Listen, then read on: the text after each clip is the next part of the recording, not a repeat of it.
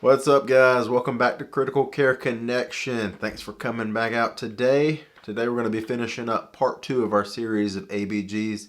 First part, we went over ABGs and what they encompass and all the parts of them. Today, we're going to be covering interpretation, I think, which is most people what they're looking for. Most people struggle with how to quickly look at an ABG and determine what kind of process is going on. But do trust, I've got a simple method that's going to help you, and you're going to do it a couple times and you're going to fly by. So we're going to take ABGs and we're going to make them super simple, and you're going to be able to take this into practice and you're going to be able to rock it out every time without question, and you're going to be able to answer anything about them. So without further ado, let's get into it and let's get into action.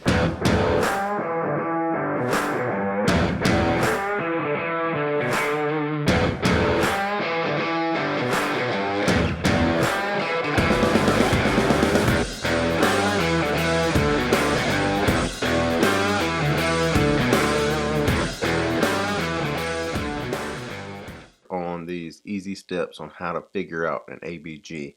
Let's do a quick refresher because these numbers are important to us because they're going to help us figure out how to solve an ABG problem.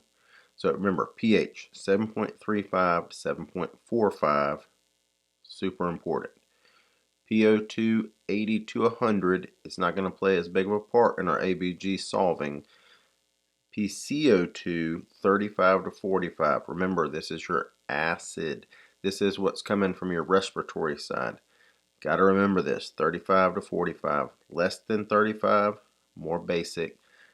Greater than 45, more acidic. HCO3 is your bicarb. Remember, this is your base. This is your metabolic component. 22 to 26, very important when determining ABGs. Remember, less than 22 is less base.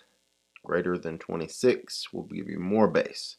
And then you have your O2 sat, which is what you're going to see on your monitor of 95%. This is not as important when solving an ABG. It goes into the clinical picture, but not what we're looking at right this minute. And base excess or base deficit goes just greater in depth to the metabolic component of where our bicarb is doing and how the body is using it. So remember, let's look at pH, PCO2, and HCO3.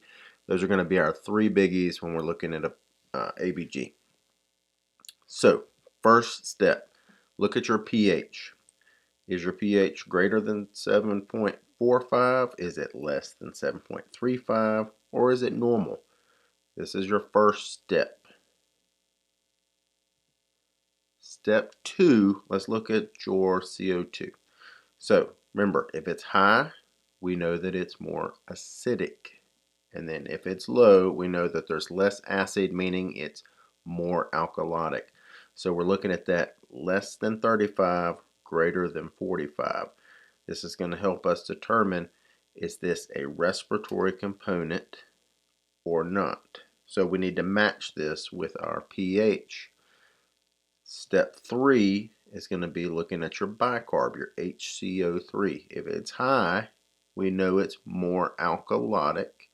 If it's low, then we know there's less alkalinity, meaning it's going to be more acidic than normal. So we've got three pieces there. Not too bad, right? Now let's talk about compensation.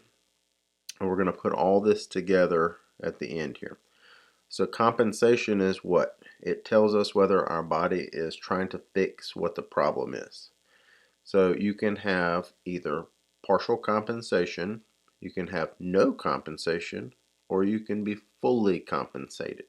So partial compensation is when you have numbers that are out of range in your pH and either your CO2 or your HCO3.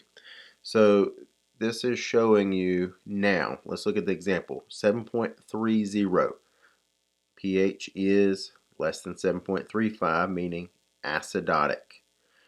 CO2 is 65. Is it high? Is it low? It's high, right?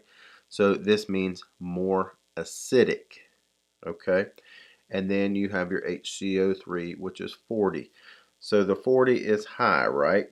So we need to match whatever we're looking at with our pH. Our pH was acidic. Is your bicarb or your CO2 acidic? In this case, CO2 was high, so that means more acid there. So we're going to match those two together, and that's going to be a respiratory acidosis. So where does bicarb and a partial compensation come in? Well, our normal bicarb is 22 to 26, right? So we know we have a respiratory acidosis. So what is bicarb doing? It's high. It's trying to provide more base. That way it can correct the acid problem. So it's trying to fix the problem, but yet we still have a pH that is considered out of range or acidic. So that's why we call this a partial compensation. It's not quite there, but you can see it's working and you can see it's trying to do something. So partial compensation, still an abnormal pH, but trying to correct it. So the next piece, non-compensated. So if you look at the same exact equation, basically, we have a 7.3 pH that's acidic. You have CO2 of 65, which is high, meaning more acid. Still a respiratory acidosis, but this time look at your bicarb. You only have a bicarb of 25, which is just sitting there chilling in normal mode like nothing's happening. So in this case, there's no compensation happening yet. Now, I say yet because remember what we said in the first video about metabolic process. What is bicarb not really good at? What's never going to be on the track and field team? It is slow. It doesn't go fast. Okay, so yes, it could not be doing anything and it may not do anything, but it may have just not had time to correct itself either, because this could be hours, it could be days before it tries to correct. So remember that if you have a pH out of range, but then your correcting factor, whichever side it lands on, is not out of range, this is non-compensated. And then the last piece to this puzzle is fully compensated. I think this one is probably a little bit more challenging for folks just because you have to think about it just a little bit longer. It's not quite as clear cut as before. So anytime you have a pH that is technically within range and you still have other values that are out, it's always going to be fully compensated. It's going to have a normal pH. Drill that into your brain. So what we need to do, and we're going to look at a chart that kind of helps break this down on the next piece, is we need to kind of look at that pH and figure out where is it closer to. Is it more on the acidic side? Is it more on the alkalotic side? And then we need to look at those other two values. So let's look at this example, 7.36. Think about on a scale of 7.35 to 7.45. We split it down the middle. This is on the more acidic number, correct? So that's the direction we need to look at in figuring out our other two numbers. CO2 is 48, meaning high. It's close to normal, but it's still high. Bicarb, 28. It's high. Close, but not normal yet. So we've got a high acid and we've got a high base. So how do we determine what this ever was? Well, go back to that pH and say, oh, it was more on the acidic side, so we need to match our acidic with another acidic.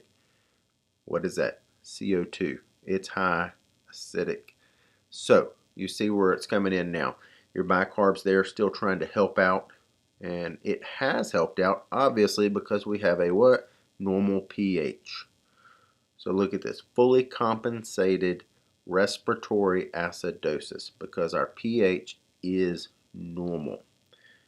All right, so let's look at what I mean by the ranges. So if you take the 7.35 to 7.45, these are your normal values, and we split it down the middle, we get an even 740, right?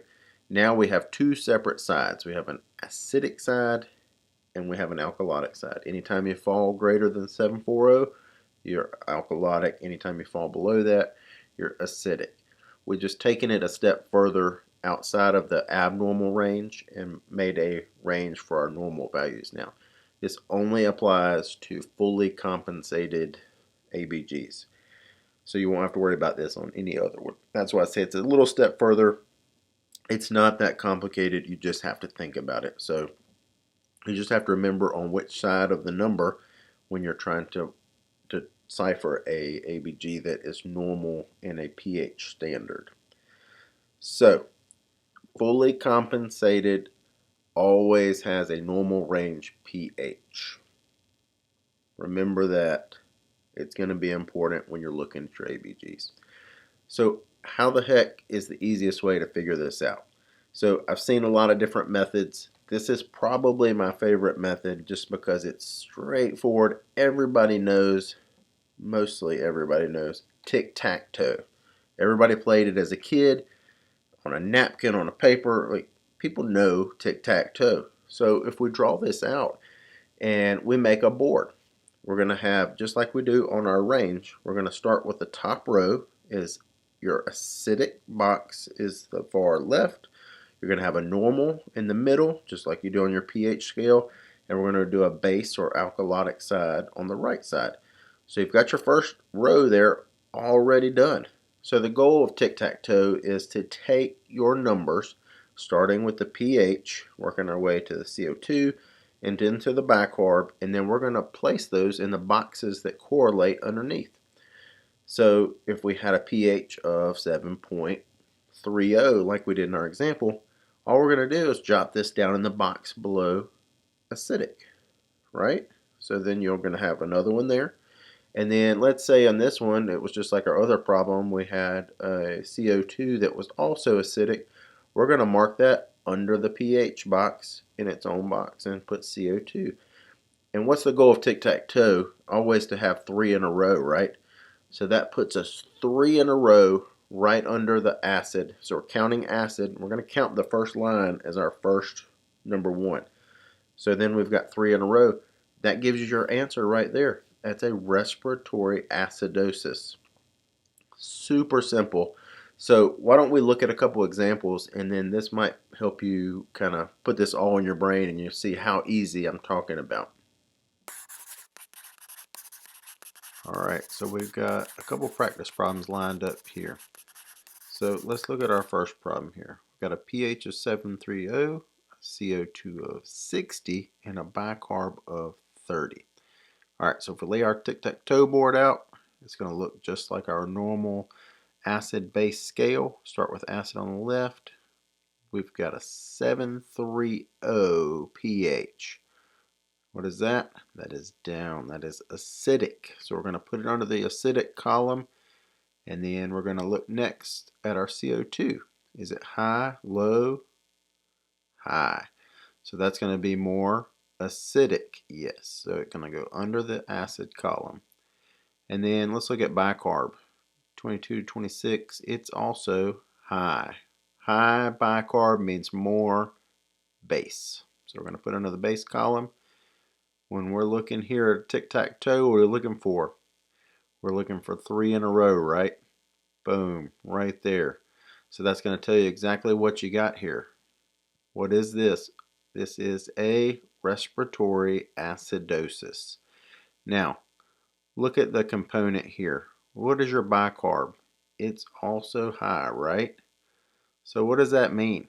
If you take a high bicarb and you can apply it to your respiratory acidosis, think about what we said earlier. Now it's partially compensated because your pH is still off, right?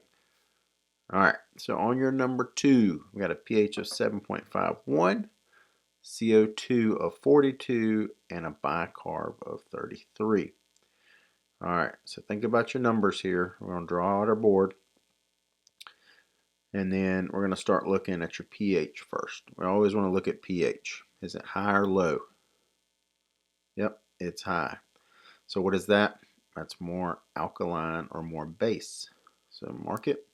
CO2, high or low? 35 to 45. Well, it's kind of normal. It's just right in the middle. So it's good. So we're going to put that under the normal column. So bicarb 33, that is high. So what we're going to do, we're going to put under our base column, and this is going to give us our answer. 3 in a row right there, right? Super easy. So we're going to have a metabolic alkalosis. Now, once we get our answer of metabolic alkalosis, what's the next part? We want to find out, is it compensated? Is it uncompensated? We want to know what we're working with. So there's not anything going on with it, so it's without compensation or non-compensated. So third problem we're going to have here, this one is going to have a pH of 7.37, CO2 of 32, and a bicarb of 20. We've got our board drawn out now. Let's start with your pH. 7.37. Well, dang, that's normal, right? So it's good. So that's going to leave us with a normal pH on the box. CO2 is going to be high or low. Well, it's low. So we're going to mark that, and then we're going to put that under the more base because it's low acid, so more base, right? So bicarb is 20. 20 is low. Yes, that's correct. Remember, low base means room for more acid, right? So we're going to put that under the acidic column. Now I've got this weird 3 in a row sideways. We can't do sideways. We've got to do it up and down. Remember what we said. A normal pH is always what? Fully compensated. Doesn't matter what the other numbers look like. If the pH is normal, it's fully compensated. So we'll start there. We know it's fully compensated. So we're going to mark it down. So we need to think about on a scale. Remember what we said? So we've got less acid.